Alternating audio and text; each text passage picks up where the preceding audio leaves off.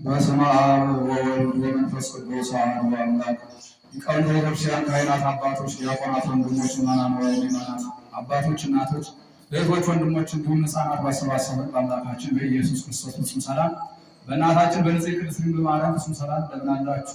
ፍጥረትን ሁሉ ፈጥሮ የሚያበላ የሚያጠጣ የድንግል ማርያም ልጅ ኢየሱስ ክርስቶስ የተመሰገነ ይሁን። አምላክን በድንግልና ጸንሳ በድንግልና የወለደችልን ዘላለማዊት ድንግል እመቤታችን የተመሰገነች ትሁን። ሊቀ መላእክት የመላእክት አለቃ ቅዱስ ሩፋኤል የተመሰገነ ይሁን።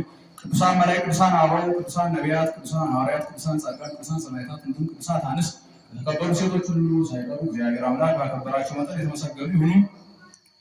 ጥርምጥና አድርገን ለአንድ 15 ደቂቃ እንቆያለን። በሚገባ ተከታተሉ፣ ሰዓት ስለሌለን ማለት ነው። ፈጠን እያልን የምናገረው ለዛሬው የትምህርታችን ርዕስ የማደርገው በመዝሙረ ዳዊት በመዝሙር 36 ከቁጥር 1 ጀምሮ በተጻፈው ያን አንስቼ እንነጋገራለን። ለትምህርታችን ርዕስ የማደርገው ይሄን ነው። ቃሉም እንዲህ ይላል: ኢትቅና ላዕለ እኩያን በክፎች አትቅና፣ ወኢትቅና ላዕለ ገበርተ ዓመፃ ክፉን በሚያደርጉ አትቅና። እስመ ከመ ሣዕር ፍጡነ ይብሱ፣ እንደ ሣር ፈጥነው ይደርቃሉና፣ ወከመ ሐመልማለ ሐምል ፍጡነ ይወድቁ፣ እንደ ጎመን ቅጠል ፈጥነው ይረግፋሉና። በዚህ ርዕስ መሰረታዊ ዓላማ አድርጌ የማነሳው በክፉ ሰዎች አንቅና፣ ክፉን በሚያደርጉ አንቅና፣ እንደ ሣር ፈጥነው ይደርቃሉና፣ እንደ ጎመን ቅጠል ፈጥነው ይወድቃሉና፣ እንደ ጎመን ቅጠል ፈጥነው ይረግፋሉና ነው። እንግዲህ መቼም ከቅጠሎቹ በጣም ስሱ የሆነው ደካማው፣ ሌሎቹ ጠንከር ሲሉ ቶሎ የሚረግፈው የጎመን ቅጠል ነው። ታውቁታላችሁ። እንግዲህ ያው ከክፋት እንራቅ ነው። በክፉ ሰዎች ሀሳብ አንራመድ፣ የክፉ ሰዎችን ስራ አንመልከት፣ ክፉ ሰዎችን አንምሰላቸው ነው። እንግዲህ ያው ክፋት ክፉ ነው። ክፉ ስራ ራስን የሚያጠፋ እንግዲህ ድንጋይን ወደ ላይ ቢያጉኑት ወደ ሰማይ አይሄድም፣ ተመልሶ ወደ ምድር እንዲመለስ ክፉ ስራ ወደ ራስ ነው የሚመጣ ማለት ነው። እንግዲህ እባብ እንደምታውቁት ከባህሪው የሚመነጭ ክፉ ነገር አለው። እባብ ክፉ ነው። ከባህሪው ምን ይመነጫል? መርዝ ይመነጫል፣ ጅራቱ ላይ ማለት ነው። ያ መርዝ ፀሐይ በነካው ጊዜ ቀልጦ በሰውነቱ ተሰራጭቶ ይገድለዋል። እባቡ ክፉ ስራን ራስን የሚያጠፋ ለሰብፀሩ ሰባ ቤቱ አለ ጌታ። የሰው ጠላቱ ቤተሰቡ ነው ይላል። ቤተሰብ የተባሉ የሰውነት አካሎቻችን ናቸው።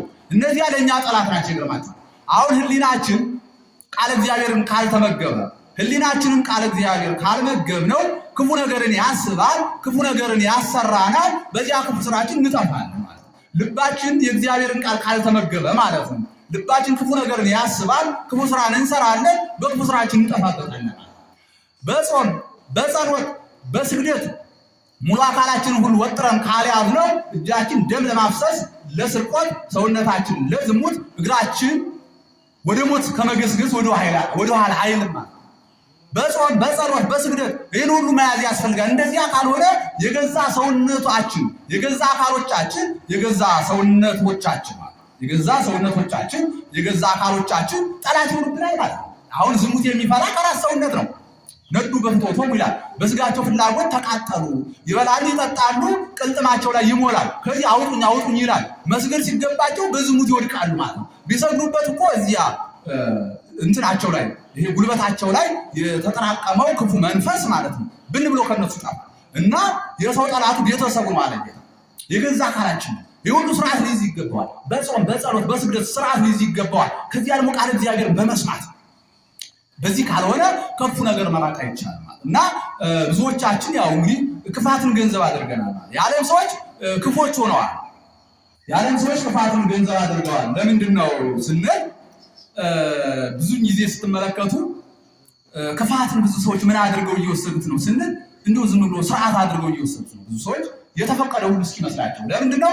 በምድሪቱ ብዙ ሰዎች ከመሙላታቸው የተነሳ ክፉ ሰዎች ከመሙላታቸው የተነሳ በምድሪቱ ክፉ ስራቸውም በምድሪቱ ከመሙላቱ የተነሳ ክፉ ስራቸው በምድሪቱ ከመሙላቱ የተነሳ ክፉ ስራን በምድር ስለሞሉ ብዙ ሰዎች ክፋትን ስርዓት አድርገው የተፈቀደ አስመስለው የሚወስዱ እግዚአብሔር የማይጠይቃቸው እስኪመስላቸው ድረስ። ለምን? ክፉዎች በዝተዋል።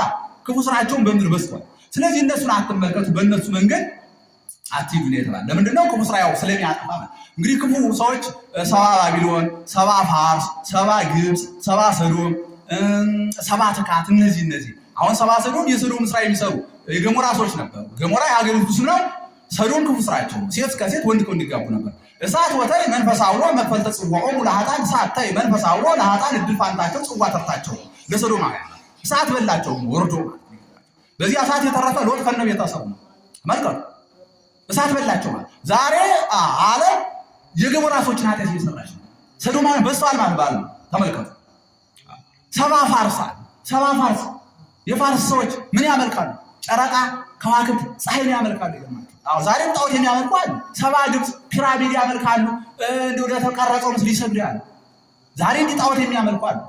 ሰባ ባቢሎን ዘንዶ የሚያመልኩ ዛሬ እንዲህ ለጣዖት የሚሰግዱ ለዘንዶ የሚያመልኩ አይጠፉም። ባል በዛ ዘመን የተደረገው ሰባት ካት ዘማውያን ናቸው፣ ክፎች ናቸው፣ ዘፋኞች፣ ጨፋሪዎች ናቸው፣ ዳንኪራ የሚያቀልጡ እስክስታ የሚወርዱ ናቸው።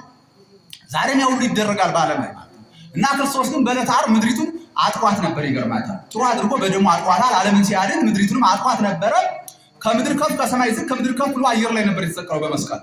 አየሩን ሁሉ አስተራክሶት ነበረ በኃጢአት ለጣዖት እየሰው በዛ በጣዖት ጢስ ሁሉ በሙሉ በጠቅላላ ለጣዖት በሚሰው ጢስ ሁሉ አየሩ ሁሉ በክሎት ነበር። ክርስቶስ ያን ሁሉ አጥድቶት ነበር። ዛሬ የዓለም ሰዎች እንደገና ምድሪቱንም እያረከሷት ይገኛሉ። በኃጢአት ደም በማፍሰስ ሰው በመግደል በእንደዚህ ያለው በሰዶማውያን ስራ በእንደዚህ ባለው በከፋው ስራ ማለት ነው ምድሪቱን አርክሰዋታል። በመገፋፋት በጭካኔ በዘረኝነት በእንደዚህ አይነቱ በቆሻሻው ነገር ሁሉ ምድሪቱን እንደገና አርክሰዋታል። አየሩ ሁሉ አስተራክሰውታል ማለት ነው። ጣዖት በማምለክ ተመልከቱ። ከተዋሕዶ የወጣው አምልኮ ሁሉ እኮ ጣዖት ማምለክ እና ዛሬም ክፉ ስራ እየቀጠለ ይገኛል እና ከክፉ ስራ እንድንጠራ አዞናል እግዚአብሔር ማለት በክፎች መንገድ እንዳንሄድ ማለት ነው። በክፎች መንገድ እንዳንሄድ እንግዲህ ክፎቹ እንደሚጎዱ እንደ ሳር ፈጥረው እንደሚደርቁ እንደ ጎመን ቅጠል ፈጥነው እንደሚረቁ ጌታ ይናገራል። ከዚህ መጠንቀቅ አለብን። አሁን እንግዲህ ጌታ ይገርማቸዋል። አሁን በገዳመ ቆሮንቶስ ሶስቱን አርእስተ ኃጣውእ ድል አድርጓቸው ነበረ። የኃጢአት ራሶች የሚባል ትዕቢት ነበረ። ሌላው ከትዕቢትም አልፎ ሌላው ስስት የሚባል ነበረ። ፍቅረ ነዋይ ገንዘብን መውደድ ነበረ። በእነዚህ ሰይጣንን ድል አድርጎ እናንተም ድል አድርጉ ብሎ ለእኛ ድል የማድረግ ስልጣን ሰጥቶን ነበረ። እነዚህን ኃጢአቶች ድል ካደረግን ኃጢአትን በጠቅላላ ድል አድርገናል ማለት ግን እኛ ለእነዚህ ኃጢአቶች እየተገዛን እንገኛለን። አሁን እንደው ትዕቢቱ ራሱ ትዕቢትን እኮ ስርዓት አድርገን ወስደነዋል። ብዙዎቻችን ትዕቢተኞች ነን። የእኛ ሀገር ከነገሌ ሀገር ይበልጣል። የእኛ ሀገር ከነገሌ ዘር ይበልጣል። የእኛ ደም ከነገሌ ደም ይበልጣል። የእኛ ሱሪ የእኛ ወንድነት ከነገሌ ወንድነት ይበልጣል። የእኛ ሀገር ከነገሌ መልክ ይበልጣል። የእኛ ቋንቋ ከነገሌ ቋንቋ ይበልጣል። እኛ የሚናቆት አካላት ምን የምን ገለመሌ ነው ብለው እነዚህ ጦርነት ያነሳሉ። በእንደዚህ አይነት ትልቂት ማለት ተመልኩ። ትዕቢት አጥፊ ነው። ስስት አለ። በስስት የሰውን ገንዘብ የሚዘርፉ የራሳቸውን አከማችተው የሰውን ይዘርፋሉ፣ የሰውን ይቀማሉ፣ ያከማቻሉ፣ ድሆችን ያፈናቅላሉ። እንደዚህ የሰውን ወደ ራሳቸው ያከማቸዋል። አሁን እነዚህ ይገርማቸዋል። ምንድን ናቸው? እንደ ሳር ፈጥነው ይደርቃሉና ወከመ ሐመልማል ፍጡነው ይወድቁ፣ እንደ ጎመን ቅጠል ፈጥነው ይረግፋሉ፣ ከብሂላቸው ይለያሉ። ለሚስገበገቡለት ገንዘብ ያን የሚስገበገቡለትን ገንዘብ ይገርማቸዋል አይበሉትም ማለት ከሚስገበገቡለት ንብረት በኃጢአት በርኩሰት ከሚያመጡት ንብረታቸው ፈጥነው ይለያሉ፣ ፈጥነው ይጠፋሉ ማለት ወደ መቃብር አብሯቸው አይወርድም። ከዚያ ውስጥ ራሱ እንዲያው መግነዝ ቢከተል ነው። ያንም እኮ እንዲያው አከበርን ብለው ነው መግነዝ ታልን ያደርጉለት። ዝም ብለው አንሰው ቢቀርቡትም እኮ መናገር አይችልም የለው በክሙ ግን በእውነት መንገድ ሰርተው ወበላ በሐፈ ገጽከ በፊት ለአበብ ብላ ተረግረ ብላ እንደተባለ ሰዎች ወጥተው ወርደው ደክመው ግን ገንዘብ ቢሰበስቡ እንደዚህ አይነት ደግነትን አድርገው በእውነት መንገድ ተጉዘው ገንዘብ ቢሰበስቡ በዚያ ንጹህ ገንዘባቸው ምጽዋት ቢያደርጉ ለቤተክርስቲያን መባያ ቢያደርጉ ድሆችን ቢያበሉ ቢያጠጡ እንዲህ ያለው ቢያደርጉ የገንዘባቸው ቀድሞ በገነት ቤት ይሰራላቸዋል። ቀድሞ በመንግስተ ሰማያት ቤት ይሰራላቸዋል። በክፋት መንገድ ግን የሚያጠራቅሙት እንደሩፋችሁ የሌለውን በመዝረፍ የሌለውን በመቀማት እንዲያ እያደረጉ ቢያከማችሁ ግን ያ የክፋት ገንዘብ ነውና በሲኦል የሞት ጉድጓድ ነው ሰርተው የሚቆዩ። በገሃነም የእሳት ጉድጓድ በሲኦል የእሳት ጉድጓድ ሰርተው ይጠብቃቸው። በመልካምነት በደግነት ተጉዘው የሚያመጡት ገንዘብ ግን በገነት በመንግስተ ሰማያት ቤት ይሰራላቸዋል። እና ከክፋት እንራቅ ነው እንግዲህ። የሰው ጠላቱ ቤተሰቡ ነው ብሏል ጌታ። የግል ህይወታችን የግል አካላችን ጠቅላላ ጠላት ይሆንብናል። በእውነት መንገድ ካልተጓዝን በእግዚአብሔር መንገድ ካላከም ነው በእግዚአብሔር ቃል ካላከምናቸው አካሎቻችን ከባድ ነው የሚሆኑት። ለእኛ በሽታ ይሆናል። አሁን ምላስ ክፉ ነው። ምላሳውን ክፉ ጠላት ነው። ቤትን ከመዝጋት ምላስን መዝጋት ነው። ሰው ምላሱን ሳይዘጋ አፉን ሳይዘጋ ቤቱን ቢዘጋ ሰብረው ገብተው ይገሉታል። ቤቱን ዘግቶ ግን እንዲያው ምላሱን ዘግቶ ቤቱን ባይዘጋ ማንም አይነካውም። ምላሱን ሳይዘጋ ቤቱን ቢዘጋ ሰብረው ገብተው ይገሉታል። ተመልከቱ። ነገር ግን እሱ ምላሱን ዘግቶ ማለት አፉን ዘግቶ ቤቱን ቢከፍት የሚገሉ የለም። ይህን ስላችሁ ደግሞ እንደው ቤታችሁን ከፍታችሁ አድራችሁ ሌባ እንዳይዘርፋችሁ ምን ለማለት እንደፈለኩ ይገባችኋል እና አሁን ምላሳችሁ ክፉ ነው ማለት ነው። የሰው ጠላቱ ሰውነቱ ነው። ክፋት በሙሉ የሚመነጭ ከገዛ ሰውነት ነው። ግን ከገዛ ሰውነት ክፋት እንዳይመነጭ ጾም አለ፣ ጸሎት አለ፣ ስግደት አለ፣ እኒህ አሉ፣ የእግዚአብሔርን ቃል መስማት አለ፣ እኒህ አሉ። እኒህን ገንዘብ ማድረግ ይገባል እና ዛሬ በምድሪቱ ክፉ ሰዎች በዝተዋል። በክፉ ሰዎች ክፋት ምድሪቱ ተጨንቃለች። ደግነት ፈጽሞ የለም። ክፋትን በሙሉ እኛ ምን አድርገናቸዋል ስንል እንዲያው በእግዚአብሔር እንደተፈቀደ አድርገን የወሰድን አካላት አለ። ክፉ ሰዎች ከመብዛታቸው የተነሳ የክፉ ሰዎች ክፋት በምድሪቱ ከመብዛታቸው የተነሳ እኛ ክፋትን ምን አድርገን እየወሰድን ነው? እንዴት ነው የተፈቀደ ስርዓት መስሎ እየታየ ነው። አዎ ክፉን አለባበሳውን እኛ ስርዓት አድርገን ወስደን ማለት ነው። ክፉን አለባበስ አሁን ክፉ አለባበስ አለ። አዎ መራቆቱ አለ። ትውዝፍቱ የምንዝር ጌጥ ይሄ አለ። ይህን ስርዓት አድርገን ወስደን እንዲሁም የሚያደርጉትን እናበረታታል። ጥሩ ነው። አቤት ስታምሩ፣ አቤት አለባበሳችሁ ቀጥሉበት፣ እኛም አለን ከኋላ እየተከተልን እያበረታታል። በዚህ ምን የሚሉ አሉ? በዚህ የሚዳሩ አካላት ያለባበሱ ክፋት አለ። ክፉ የሆነውን አለባበስ ስርዓት አድርገን ወስደነዋል። ይገርማችሁ ክፉ የሆነውን ዘረኝነት ራሱ ስርዓት አድርገን ወስደነዋል። ክፉ የሆነውን ደም መፋሰስ፣ መተላለቅ፣ መጋደሉን እንዲህ ያለውን ቆሻሻ ስርዓት ሁሉ ምን አድርገን እየወሰድነው ነው? ክፉን ነገር ስርዓት አድርገን እየወሰድነው ነው ማለት ነው። እና ክፉ ስራዎች በጠቅላላ እንደ ስርዓት ተወስደው ይስካሩ ሁሉ ዝሙት ሁሉ ይህ ሁሉ ሳይቀር እንደ ስርዓት መስሎን ጥሩ መስሎን እንደው ስርዓት አድርገን እየወሰድን ነው። ለምንድን ነው? ክፉዎች ከመብዛታቸው የተነሳ። በዚህ ምክንያት እግዚአብሔር የማይቀጣ እግዚአብሔር የማይኮንን የሚመስላቸው ሰዎች አሉ። ግን አይደለም፣ እግዚአብሔር ይቀጣል።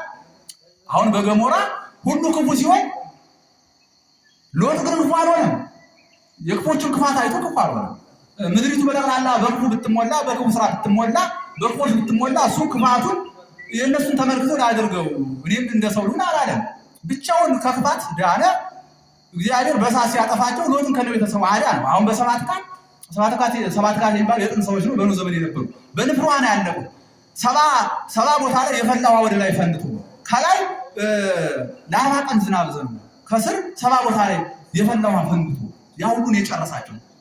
እሱ ግን እኒያ ሁሉ በሌላ ኃጢአትን ክፋትን የምድር ሰዎች በጠቅላላ ሲሰሩ እኔ ልስራ አላለም። እኔ ብቻ እንዴት እጠበቃለሁ? እንደ ሰው ልሁን አላለም። ራሱን ጠበቀ፣ ዳነ ከነ ቤተሰቡ። እና ዛሬ የዓለም ሰዎች ሁሉ ከፍተዋል፣ ስራቸው ከፍቷል። ከዚህ የተነሳ ሰዎች ምን ይላሉ? በቃ እኛም እንደ ሰው እንሁን የሚሉዋል። አይደለም። ለምን ሁሉ ክፉ ነው? ለምን ብቻ እንደጋት ሆነ? ራስህን መጠበቅ ይገባል። እና ክፎች በዝተዋል። በክፎች አትቅና፣ በክፎች መንገድ አትሂድ፣ የክፎችን ስራ አትስራ። አሁን ክፉ የለ። አሁን ደግ አለ ብዬ አላስብም። መወራረድ ይችላሉ ብዬ አስባለሁ። ራሳችሁ መወራረድ ትችላላችሁ። አንድ ደግ ሰው እንኳን አለ ብዬ አላስብም። ምክንያቱም ደግነት የነ አብርሃም፣ የነ ይስሐቅ፣ የነ ያዕቆብ ደግነት፣ የነ ሳራ፣ የነ ርብቃ፣ የነ ቅዱስ ክርስቶስ ሰምራ፣ የነ አቡነ ተክለ ሃይማኖት፣ የነ አቡነ ገብረ መንፈስ ቅዱስ፣ የነ ቅዱስ ጊዮርጊስ፣ የነ ቅዱስ አርሴማ እንዲህ ያለው የነሱ ደግነት። እነሱ አሁን በዚህ ዓለም እያሉ ደግነታቸው ልዩ ነበረ። የማይቋረጥ ደግነት፣ የማይሰለች ደግነትን ያደርጉ ነበረ። እኛ ደግነት ስናደርግ ያው እንሰለቻለን። የማይሰለች ደግነትን ያደርጉ ነበረ። ደግነትን እያደረጉ አለፉ። በአጸደ ነፍስ ደግሞ በአጸደ ስጋ በደግነት አለፉ ዘመናቸውን። በአጸደ ነፍስ ደግሞ በደግነት እየኖሩ ነው። ለምን? ቃል ኪዳናቸው እያዳነ ማለት ተመልከቱ። ቃል ኪዳናቸው እያዳነ ደግ ስለሆኑ እኮ ነው። እኛ ደግሞ ደግነት የለንም። እንኳን በአጸደ ነፍስ በነፍስ ሆነን ልናማል እንኳን በነፍስ ሆነን ልናድን ቀርቶ በዚህ ዓለም በአካል የተዋይቶ ደግነት የለንም። ጻድቃን ሰማዕታት ቅዱሳን ግን በዚህ ዓለም በደግነት ነው ያለፉ። በአጸደ ነፍስ ሆነው ደግሞ ደግነታቸው እየቀጠለ ነው። የሚታመኑባቸው ሁሉ ይድኑባቸዋል። በቃል ኪዳናቸው ያድናሉ። ተመልከቱ። እና እኛ ያው ደግነት የለንም እንደምታው እና ደግ አለ ብዬ አላስብም። አሁን እንደነገርኳችሁ ማለት አድነን እግዚኦስ መሐቅ ቀሄር አቤቱ ደግ ሰው አልቋልና አድነን ይሏል። እኔ ደግ አለ ብዬ አላስብም በራሴ በአሁኑ ሰዓት። እና የኛ ደግነታችን እንደምታው ትንሽ ናት። የኛ ደግነት እስከ አንዲት እንጀራ ናት። አሁን አንዲት እንጀራ 3 ጊዜ ጎርሰው እንዲጨርሳት እንደዚህ ያቆናልኛ። እንደው በሆነ አጋጣሚ ደግነት ብናደርግ እንዲህ ሆነ ወይ ሽንጥ ሲያደርግ ወይ ስንሰክር በሆነ አጋጣሚ ደግነት ልናደርግ እንችላለን። ወይ ለአንድ ቀን ወይ ለሁለት ቀን በዘመናችን የተወሰነ ቀን ደግነት ልናደርግ እንችላለን። ያችን ደግነታችን ደግሞ በምንድን ነው የምናጠፋው ስንል በወሬ ነው፣ በከንቱ ውዳሴ። አሁን ለነገር እንዲያደርገን አብልተን አጠጥተን ለነገር ያልብሰን በቃ በሰው በከንቱ ማለት ነው። እንግዲህ እኮ ገነት መንግስተ ሰማያት እኮ ጻድቃን ሰማዕታት ቅዱሳን እንደ በእሳት እንደ ጧፍ የነደዱላት በእሳት እንደ ሰም የቀለጡላት ናት እኮ። ያን ያህል ዋጋ ሲከፍሉ እና እንደው በ5 በ10 ብር በቁራሽ እንጀራ ገነት መንግስተ ሰማያትን ለማግኘት የምናስብ ሰዎች አለ። በእርግጥ እድሉ ተሰጥቶናል። ግን ምን አለ ቅዱሳን ጻድቃን ሰማዕታት ያን ያህል ዋጋ ተከፈሉ። እኛ ለገነት ለመንግስተ ሰማያት እንደው ከቁራሽ እንጀራ ወያን እንጀራ አድርገን ጥሩ አድርጎ እንደው ምን አለ ለተራው አልፍ ብናቀርብ የምትገኝ እኮ ገነት ናት። የምትገኝ መንግስተ ሰማያት ናት። በጻድቃን በሰማዕታት በቅዱሳን ብዙ ዋጋ የተከፈለላቸው ሀገራት ገነት መንግስተ ሰማያት ነው ሊወረሱ ሁሉ ትግል። ስለዚህ ምን አለ እንደው ጥሩን እንጀራ በወጥ አድርገን ብንሰጥ እንደው ጥሩን ብናለስና መርጠን አዲሱን ገዝተን ብንሰጥ ምን አለ። ከንቱ ነገር እኮ አይደለም የሚገዛ ገነት ነው የምትገዛ። ከንቱ ነገር አይደለም እኮ የሚወረስ መንግስተ ሰማያት የምታህል ቦታ ጀታን እግዚአብሔርን ያህል ጌታ እኮ ተመልከቱ። እናት መብርሃን የምታህል እመቤትና እንዲህ ያለው ሁሉ ደግነት የሚገኝ በመልካምነት ነውና የኛ ግን ደግነታችን ምንድነው ስላችሁ ግማሽ ደግነት ዘላቂነት የሌለው እና አብርሃም ሳራ እኮ እንግዳ ካልመጣ ምግብ አይበሉም ነበር። ዘላቂነት ቅድም የጠቀስኩላችሁ ቅዱሳን ሁሉ ዘመናቸውን በደግነት ያለው በዚያም ዓለም ሆነው በቃል ኪዳናቸው የሚያሉ እና እኛ ግን ደግነት የለን። ደግነትን ገንዘብ እናድርግ። ክፉ ብንሆን የምንጎዳው ራሳችን ነው። ብዙ ሰዎች አሁን በሰዎች ላይ ክፋት ያደርጋሉ። ሰዎች ጉልበት ስለሌላቸው የሰው ገንዘብ ሊቀሙ ይችላሉ። ሰዎችን ሊገሉ፣ የሰው ደም ሊያፈሱ ይችላሉ። ብዙ ክፋት ሊያደርጉ ይችላሉ። ሰዎችን ደካማ አድርገው ከመቁጠር የተነሳ ግን ሁሉን የሚያይ እግዚአብሔር አለ። ሁሉን አሸናፊ እግዚአብሔር አለ። ፈርዖን በኤርትራ ባህር ያሰጠመ እስራኤልን ነፃ ያወጣ እግዚአብሔር እርሱ ይፈርዳል። you can't fight it's God ይላል ፈርዖን። አትዋጋውም የእግዚአብሔር ፈቃድ ነው ይላል። እግዚአብሔር እናንተ ልትዋጉ አትችሉም። በቃ ይፈርድብሃል። ክፋትን ብታደርግ እግዚአብሔር ይፈርድብሃል። ወደ ጥልቅ ብትገባ ግራ ቀኝ ብትል ወደ ላይም ብትመጥ የትም ብትሄድ ከዚህ አታመልጥ። ስለዚህ ለክፋቱ ዋጋህን ይከፍላል። እስመ አንተ ትፈርድዮ ለሁሉ በከመ ምግባሩ ይላል። እስመ አንተ ትፈርድዮ ለሁሉ በከመ ምግባሩ፣ ለሁሉም ሰው እንደ ስራው ዋጋውን ትከፍላለህ እንዳለ ቅዱስ ዳዊት። እግዚአብሔር ለሁሉም ሰው እንደ ስራው ዋጋውን ይከፍላል። ስንዴ ዘርቶ ገብስ የሚያጭድ የለም። ያው የዘራውን ያን ያጭዳል።